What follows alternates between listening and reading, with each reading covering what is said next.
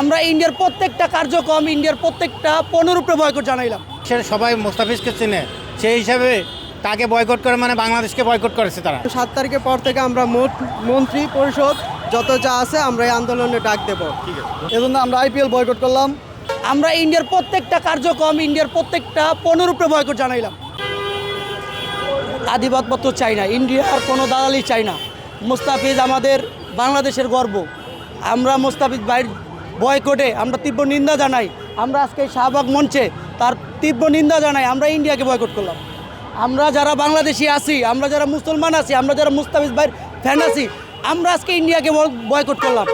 আমরা ইন্ডিয়ার প্রত্যেকটা কার্যক্রম ইন্ডিয়ার প্রত্যেকটা পণ্যের উপরে বয়কট জানাইলাম। অবশ্যই বয়কট করতে হবে। মুস্তাফিজ পুরা বিশ্বের সম্পদ, আমাদের বাংলাদেশের সম্পদ।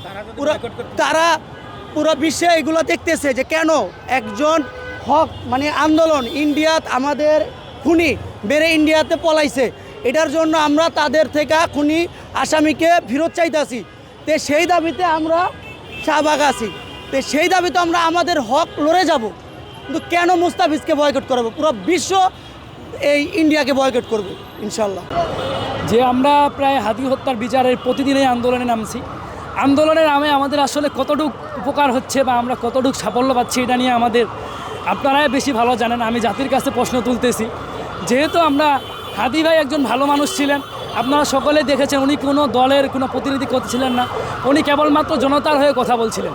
আজকে আমরা দেখেছি যে আমাদের প্রাণপ্রিয় ক্রিকেটার এবং আমারও অনেক ভালো পছন্দের একজন ক্রিকেটার মোস্তাফিজুর রহমান ভাই, তাকে আইপিএল থেকে বাদ করার জন্য বিসিবি বা ক্রিকেট বোর্ড থেকে ইন্ডিয়া ক্রিকেট বোর্ড থেকে নোটিশ দেওয়া হয়েছে। সে জায়গা থেকে আমাদেরকে মূলত আমরা বাংলাদেশিরা আজকে রাজ্যের মধ্যে চাপা পড়ে যাচ্ছি। আজকে মুস্তাফিজুর রহমানের ভাইয়ের মতো একজন ক্রিকেটারকে আইপিএলে নিলাম হওয়ার পরেও তাকে আজকে বাদ দেওয়া হচ্ছে। এটা কি কারণে আমরা এটা প্রশ্ন তুলতে চাই। বা আমাদের ভবিষ্যৎ ক্রিকেট বা আমাদের সামনে 2026 বিশ্বকাপ, তখন এটা আবার ভারতেই সম্ভবত আয়োজিত হবে। তখন সেই পর্যায়ে যায় আমাদের পরিস্থিতি বা আমাদের ক্রিকেট কেমন হবে, এটা ক্রিকেট ভক্তদের একটা প্রাণের আশ্বাস। মুস্তাফিজুর রহমান বরাবরে ভালো খেলেন, তিনি একজন ভালো প্লেয়ার এবং কি তিনি কোনো রাজনৈতিক দল দলমত ভিনদেশি সব দেশের ঊর্ধ্বে তিনি কোনো দল করেন না, কোনো মত নাই এবং কি শান্তশিষ্ট একটা প্লেয়ার। তিনি কথাও বলতে পারে না ইংরেজিতে ভালো করে, কিন্তু তার খেলে উইকেট পড়ে ভালো খেলে। তারপরেও দেখা যায় যে তাকে আইপিএল থেকে বাদ দেওয়া হচ্ছে। এটা আসলে অনেক একজন ক্রিকেট প্রেমী হিসাবে অনেক বড় কষ্টের বিষয়। আজকে মুস্তাফিজকে বয়কট করা হয়েছে ক্রিকেট থেকে, ঠিক আছে। এটা যেহেতু আমাদেরকেও এটাতে একটা সিদ্ধান্ত নিতে হবে, যেহেতু এটা বাংলাদেশের প্রতি এটাও একটা আঘাত আমরা মনে করি। যেহেতু হয়তো তাদের ঘরোয়া পরিবেশে খেলা, কিন্তু এটা তো বিশ্বের সবাই মুস্তাফিজকে চেনে, সেই হিসাবে তাকে বয়কট করে মানে বাংলাদেশকে বয়কট করেছে তারা। এবং উপরে তারা এসে বাংলাদেশকে এসে আশ্বাস দেয়, কিন্তু গোপনীয়ভাবে অনেক ষড়যন্ত্র জাল পাইতে বসে আছে চতুর্দিকে। এবং বাংলাদেশ আসলে এগিয়ে যাবে এটা ভারত কখনো চায় না। এই জন্যই তারা অনেক দিক দিয়ে ষড়যন্ত্র চালাচ্ছে। যদি তাই না হবে, আজকে মুস্তাফিজের ক্রিকেট থেকে কেন বয়কট করলো? আমাদেরও উচিত সারা বাংলাদেশের মানুষকে জাগ্রত হওয়া উচিত যে তাদের পণ্য যা আছে বয়কট করা।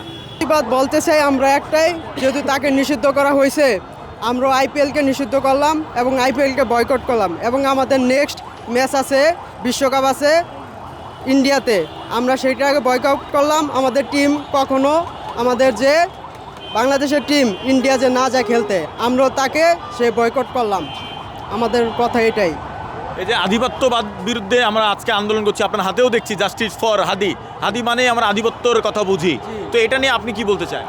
হাদি আমাদের আছে, হাদি আমাদের বেঁচে থাকবে, হাজার হাজার মানুষের বুকে বেঁচে থাকবে। হাদি কখনো মরে নাই, হাদি বেঁচে থাকবে আমাদের মাঝে এবং এই হাদির হত্যার বিচার চাই।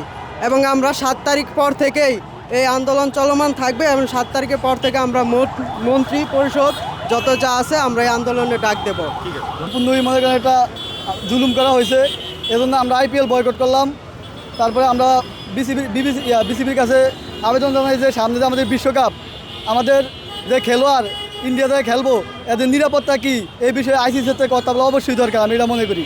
তো বিসিবির পক্ষ থেকে আমি দাবি জানাই যাতে আলাপ আলোচনা করে আমাদের খেলোয়াড়দের যাতে নিরাপত্তা দেওয়া হয় বিশ্বকাপে যাইলে। দেশে দেশে সবার সাথে।